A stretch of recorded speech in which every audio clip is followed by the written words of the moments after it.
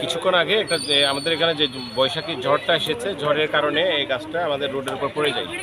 তো গাছটা অনেক বড়, আমরা প্রাথমিকভাবে ফায়ার সার্ভিস এবং পুলিশ সহ আমরা স্থানীয় লোকজন সহ ট্রাই করেছি, কিন্তু গাছের যে সাইজ এটা আসলে বড় ইকুইপমেন্ট ছাড়া এটা মানে এখান থেকে রিমুভ করা যাচ্ছে না।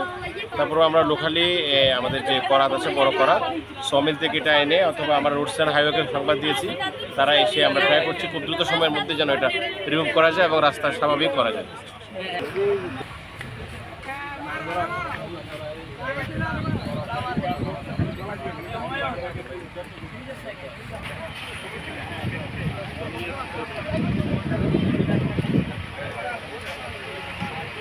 ভালো থাকো।